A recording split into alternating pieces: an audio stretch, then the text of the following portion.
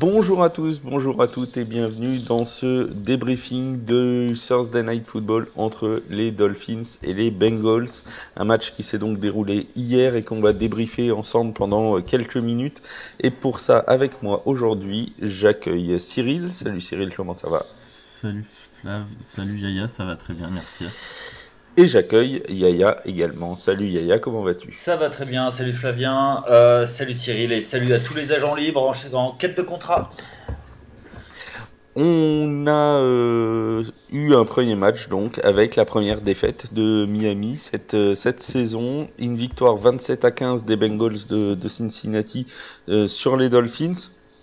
Mais l'action majeure, c'est malheureusement pas. On aurait préféré que ce soit une très belle réception à une main.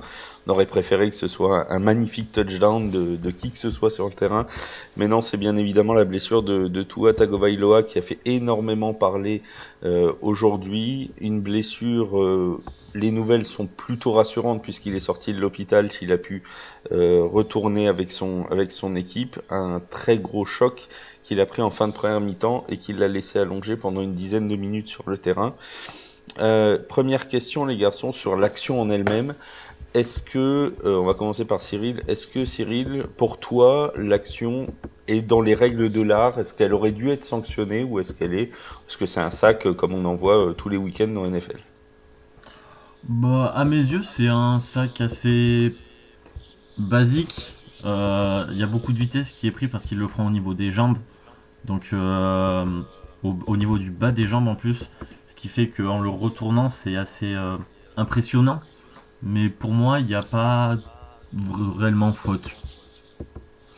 Yaya, même avis, pas, il n'y avait pas besoin de flag sur cette action. Ouais, c'est un plaquage un peu appuyé. Pour moi, il y a quelques années, rien. Avec la NFL d'aujourd'hui, plus discutable, je pense que le no-call est une bonne décision si on parle purement d'arbitrage. Moi, je pense que la blessure n'est pas du fait du plaquage, du sac de notre ami Tua. Et la blessure est sûrement due plus probablement à ce qui s'est passé la semaine d'avant, parce qu'il faut évidemment recontextualiser la chose. La semaine d'avant, dimanche, contre les Bills, Tua a déjà eu un petit souci de santé, puisqu'il s'était retrouvé déjà en fin de première mi-temps titubant sur le terrain après un choc. Il était sorti quelques jeux, je crois que de mémoire c'est 3 ou 4 jeux, 3 snaps, et il ouais, était c'est ça. revenu après, voilà, 3 snaps, et il était revenu juste après la mi-temps euh, en disant toute la semaine que en fait c'était dû à un problème de dos, que c'était pas un protocole commotion, etc., etc. Question Yaya, est-ce que toi aurais dû jouer hier? Est-ce qu'on aurait dû le laisser jouer le match d'hier contre les Bengals? Clairement non. En fait, c'est ça, pour moi, c'est là le vrai souci. Et un peu dans tous les sports américains, c'est un peu le même souci. C'est-à-dire que sous couvert de payer très très bien ses joueurs, on les exploite à fond. Et il est pas. Un joueur, il voudra toujours jouer. Même blessé, il voudra jouer. Mais en fait, c'est la responsabilité des staffs médicaux de dire stop et de protéger les joueurs au bout d'un moment. Pour moi, c'est ça en fait le vrai problème aujourd'hui. Et pour moi, c'est exactement ce qui se passe dans le film L'Enfer du dimanche qui traite de ce sport et c'est très bien traité là-dedans dans ce film d'Oliver Stone des années 90, la fin des années 90, qui montre comment les médecins sont de mèche avec les équipes et font croire aux joueurs que tout est ok alors que non. La NFL a déjà pris beaucoup de mesures parce que on se souvient que certains joueurs ont porté plainte et on connaît la ligue qui veut être clean, donc veut se donner une image clean et donc déjà arrêter les plaquages casque contre casque pour éviter ça. Et on se souvient de beaucoup de faits divers concernant des joueurs qui après leur carrière, ont eu des soucis. Autour de moi, j'ai un bon pote à moi qui jouait Alors lui, dans une université québécoise, il a fait une commotion. Aujourd'hui, il a plus de 30 ans. Il a encore des séquelles. Donc je pense que c'est quelque chose auquel la NFL va falloir vraiment se pencher et agir. Et pour moi, c'est vraiment quelque chose de terrible. Tout à l'heure, oui, tout à l'heure, juste, je vais recontextualiser et poser une nouvelle question. Tout à l'heure, Benjamin Bernard, dans un tweet, disait le plus grand risque d'une commotion, c'est la surcommotion, alors que la première n'a pas eu le temps de guérir. Je le répète, jamais il ne doit revenir dimanche et jamais il ne doit jouer ce jeudi. Est-ce que, Cyril, t'es de l'avis de Benjamin Bernard? Est-ce qu'on n'aurait pas dû le laisser jouer? Est-ce qu'il y a eu une défaillance du staff médical?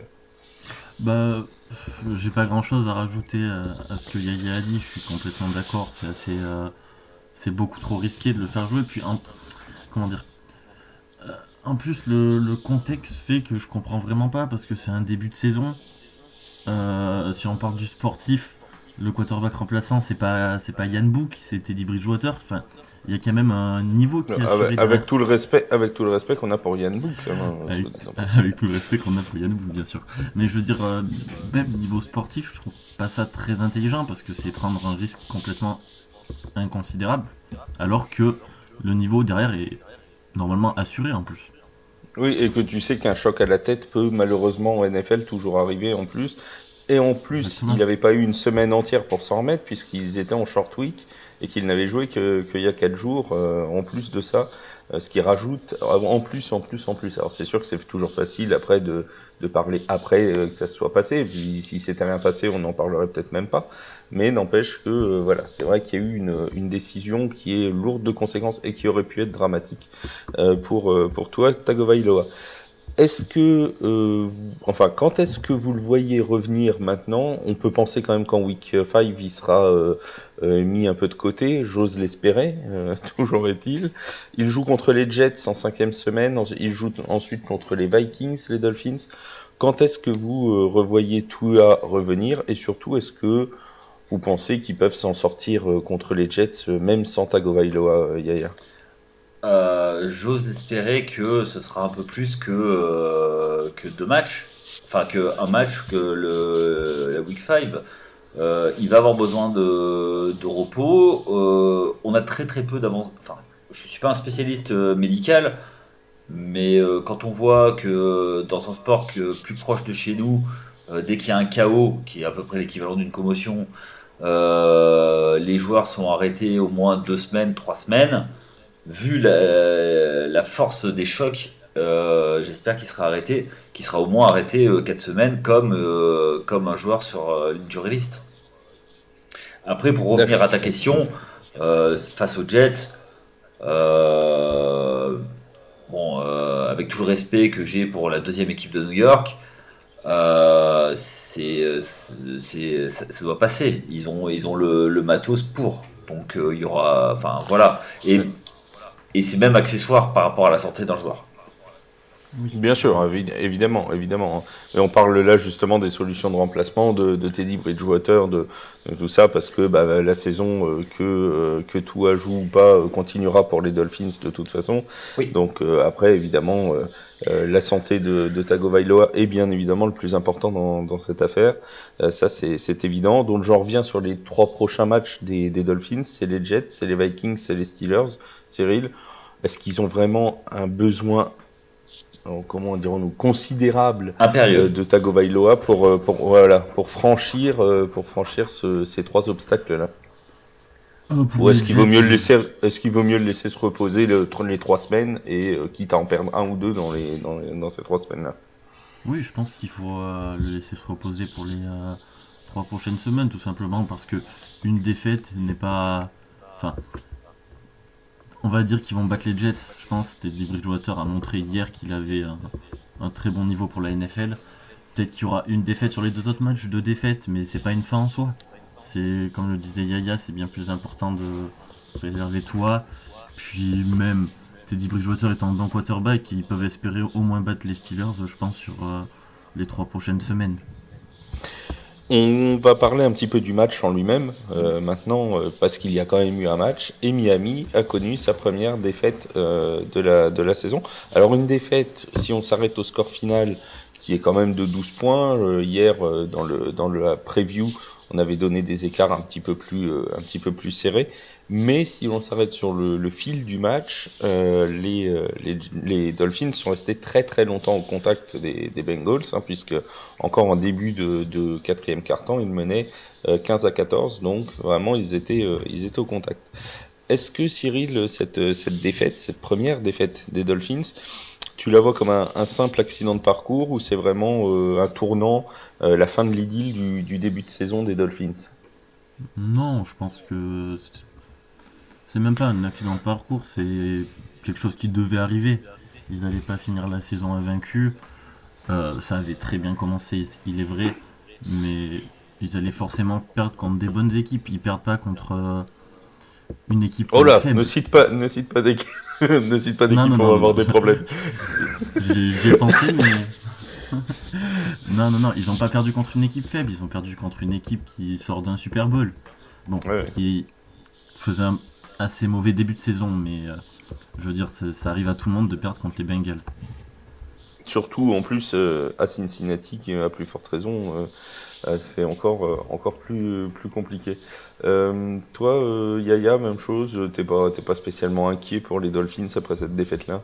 Non, les Dolphins, enfin, déjà, on va parler des Dolphins avant de parler des Bengals, puisque c'est ta Oui, oui. question. Ils gagnent leur match à domicile, ils sortent d'un gros match très physique face aux Bills. Ils sont en short week. Est-ce que c'est infamant? Non. Ils font un exploit sur le match à Baltimore contre les Ravens. Quand je dis un exploit, c'est le retour dans le quatrième quart. Voilà, est-ce que c'était une équipe qui surperformait? Peut-être pas, mais qui vivait, surtout dans le match contre les Ravens, vivait sur les big plays. Ben voilà, au bout d'un moment, les big plays, ça ne passe plus. Après, pour en revenir aux Bengals, c'est même ils avaient perdu leurs deux premiers matchs, ils les perdent que de 3 points. Contre les Steelers, à domicile, c'est un accident, mais vraiment parce que t'as Fitzpatrick qui bloque une transformation. Derrière, t'as un field goal manqué en prolongation. Et en face, Boswell qui le marque. Bon, ça arrive. Après, tu perds un match à l'extérieur. J'ai envie de dire, c'est un peu la NFL 2020 de ce 21e siècle. C'est-à-dire que l'avantage à domicile est prépondérant. Donc, euh, perdre à l'extérieur contre une équipe qui revient bien, qui se relance dans la course à la FC Nord, bon, pour moi, il n'y a rien d'infamant. Surtout qu'il y a ce fait de match qui coupe les pattes. Ouais. On va. Puis pour le coup, en plus. Ah, Non, désolé. vas-y, Puis pour le coup, en plus, ils perdent de 12 points, mais le match était bien plus serré que ces 12 bien points. sûr. Mhm. Ils ont pas perdu de 25 points sans avoir résisté. Au final, les 12 points sont un peu sévères, Ça, mais ils ont résisté tout au long du match avec la blessure de Tua. Ouais, bien sûr. ça, c'est certain. On note au rang des performances notables pour les Dolphins, les 160 yards à la réception de Tyreek Hill, 10 réceptions sur 14 fois où il a été ciblé, dont un très gros jeu de 64 yards. C'était sur une passe c'était déjà Bridgewater Oui. qui était là. Vous avez parlé du fait qu'ils étaient en short week. Cyril, pour toi, est-ce que justement le fait qu'ils aient craqué dans le quatrième quart-temps, c'est révélateur? Peut-être là aussi c'est une conséquence du match des Bills et un vrai manque de fraîcheur physique pour les Dolphins dans cette rencontre-là. Ouais, c'est clair, parce qu'ils sortent d'un match contre les Bills, comme vous l'avez dit, très physique et tout, pour enchaîner par les Bengals. C'était vraiment pas cadeau en short week en plus. Là, enfin, pour le coup, ils ont vraiment pas eu de chance sur leur calendrier. Je sais pas si le résultat aurait été différent 3 jours plus tard, mais là, pour le coup, ils peuvent aussi le mettre sur un manque de chance. Moi, excuse-moi, Flav, je pense que vu le match contre les Bills et vu comment ça a bastonné pendant tout le match contre Ouais. contre Buffalo, Voilà, c'était pas le même adversaire qu'ont eu les Bengals, quoi. Donc, encore une fois, avec tout le respect que j'ai pour la deuxième équipe de New York. Donc, bon, euh, ça a joué forcément dans la fraîcheur physique, voilà. Les Bengals, de leur côté, il y a plusieurs bonnes nouvelles pour eux. La première, c'est qu'ils sont revenus à un bilan équilibré après avoir perdu leurs 2 premiers matchs, donc ils sont à 2-2. Et la deuxième bonne nouvelle pour Joe Burrow, c'est qu'il a pu lancer 287 yards. Alors il a raté les 300 yards et 2 touchdowns. Ça aurait été son 5e match à domicile de suite, comme ça. Bon, il les a ratés pour 13 yards. On lui en voudra pas. 287 yards, 2 touchdowns, aucune interception. Et surtout, la grande bonne nouvelle de la soirée pour Joe Burrow, c'est qu'il n'a été saqué qu'une seule fois, Yaya. Est-ce que la l'O-line des Bengals commence enfin à prendre forme? Oui, on sait très bien que cette O-line a été remodelée cette année. Il faut s'entraîner, il faut se mettre en place. Et je sais plus si on en a parlé quand on en a parlé, mais il ne faut pas minimiser le fait que Joe Burrow a été absent pendant le camp d'entraînement parce qu'il a eu une opération de l'appendicite. Donc pour travailler avec sa ligne, pour prendre confiance avec sa ligne, parce que si tu es sûr de ta ligne, quand tu es quarterback, bah, c'est un peu plus simple pour voir les jeux et voilà. Donc chaque semaine, ça va s'améliorer.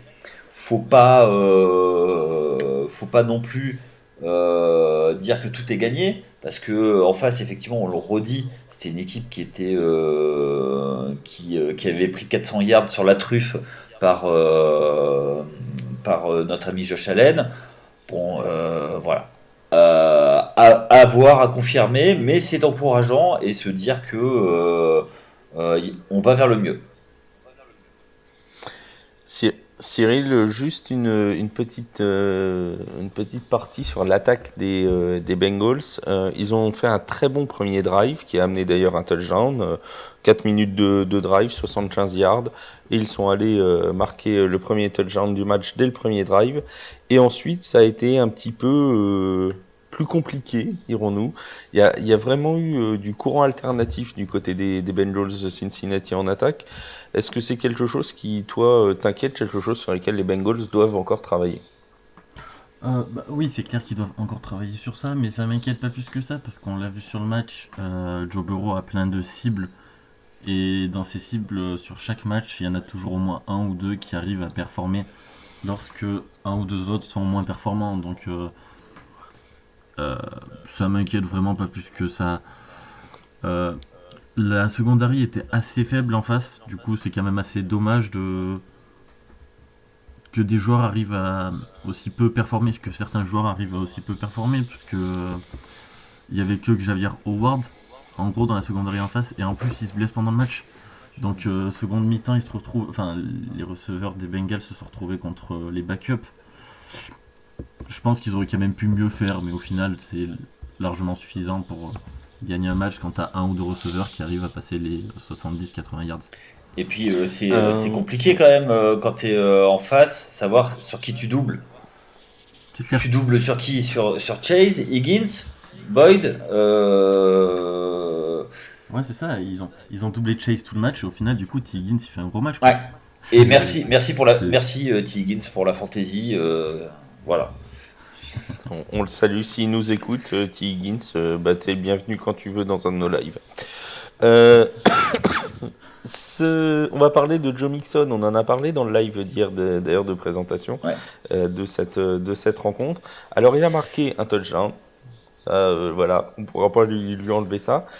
Mais statistiquement, ça reste quand même bien en dessous de ce qu'il faisait la saison dernière. 24 portées, 61 yards. Son plus long porté est de 7 yards dans ce match-là. bah, ça Ça doit fait être pour le déjà 3 touchdown. matchs. Ouais, ça fait déjà 3 matchs qu'il tourne autour des 2,5-3 yards de moyenne par portée, bien loin de ce qu'il faisait l'année dernière. Est-ce qu'il n'y aurait pas un début de problème, Joe Mixon, Yaya? Je pense pas. Je pense que c'est surtout dans le play calling et comment il est appelé. Je pense que aujourd'hui, le jeu de course est là pour faire souffler les receveurs. Euh, Aujourd'hui, je pense que Zach Taylor ouvrira son plan de jeu à Nixon, le cahier de jeu bien plus tard. Et, euh, et au fil de la saison, encore une fois, avec la ligne qui va travailler de plus en plus, va créer des brèches, je pense que ça va arriver. Après, on connaît la date de péremption des running backs. Hein, c'est pas très long, pas très longtemps. Hein, et bon, malgré tout, il fait le taf. 60 yards sur un match comme ça, pourquoi pas. Voilà. Et ça reste quand même le meilleur receveur disponible. Derrière, il y a le meilleur running back. Il y a qu'une seule course sinon, et sinon c'est Burrow qui a couru. Donc, bon, de là à, à sortir le drapeau rouge, non, je pense pas encore. On a une décision qui a un peu surprise aux États-Unis. Alors, on va terminer l'émission avec votre avis là-dessus. On rappelle le contexte, c'était en tout début de quatrième quart-temps. Les Bengals sont en attaque. Ils sont menés 14-15 à ce moment-là par les Dolphins. Ils s'approchent en goal line de l'embut des Dolphins. Ils sont en quatrième et goal. Et ils sont à 1 yard de la ligne. Et là, Zach Taylor décide d'envoyer McPherson pour prendre les 3 points plutôt que de tenter d'aller marquer un touchdown. À ton avis, Yaya, est-ce que c'était la bonne décision? Le scénario du match lui donne raison. Oui, voilà, c'est clair. Voilà. Oui. Je pense. Alors, je vais poser ma question différemment. Est-ce que tu aurais fait pareil? En étant derrière, il y avait du temps. Donc oui, moi j'aurais fait pareil. Et puis, En- tu sens aussi ton équipe. Il y a des moments où tu sens ton équipe. Est-ce que tu es prêt à le. Tu le vois si tu es dans le momentum ou pas, ou tu gardes la surprise pour plus tard. Voilà. Donc moi je pense que Il y, c'est la bonne raison. La bonne. il y a peut-être une chose qui a joué aussi à ce moment-là dans la tête du coach des Bengals. Déjà, c'est que ils ont été en first and goal sur la ligne des 6 yards de Miami, donc ils ont été à 3 tentatives où ils avaient progressé la première fois de 3 yards, ensuite de 1 yard, et pour la troisième tentative, Joe Mixon n'avait rien gagné, donc voilà, il y avait le risque effectivement de rester derrière. Et peut-être la chose qui a joué aussi dans l'esprit de l'entraîneur des Bengals, c'était la semaine dernière, et le match contre les Bills qui sont eux aussi restés en goal line Ouais. sur 4 tentatives, juste avant le fameux punt de Thomas Morstead dans les fesses de son coéquipier. Il y avait eu aussi là une tentative de quatrième tentative très proche de la ligne. Peut-être que ça a joué à ce moment-là dans la tête de l'entraîneur de Bengals. Comme tu disais, de toute façon, il a raison puisque son équipe a gagné. Cyril, toi, t'aurais fait pareil que lui, t'aurais pris les 3 points. Ouais, je pense, à ce moment-là du match, tu décides de faire confiance à ta défense. Euh, je- Non, moi je suis vraiment d'accord avec Yaya. Tu fais confiance à ta défense, tu fais confiance en ton kicker. Euh, Joe Mixon fait pas un bon match, donc ça se trouve. Enfin, parce que pour moi, c'est pas que Joe Mixon le problème sur tout ça, mais tu décides de faire confiance à ton kicker à ta défense. Moi, je peux comprendre et je pense que j'aurais fait pareil aussi. Et McPherson a donc réalisé son premier des 2 field goals de la soirée qui nous a permis aussi de faire passer le pari sportif qui avait été promis et qui avait été mis en analyse sur le site. Donc on remercie aussi l'entraîneur d'avoir pris cette décision, ne serait-ce que pour ceux qui ont suivi ce pari sportif. Merci les amis de ce débriefing de Thursday Night Football entre les Bengals et les Dolphins. On se retrouve dimanche pour la preview de la Red Zone. Cette fois c'est en live à 17h30 sur Twitch, sur YouTube, sur Twitter. Merci beaucoup Yaya, merci beaucoup Cyril et à très bientôt. Salut tout le monde. Salut tout le monde, Salut salut tout le les monde. agents libres.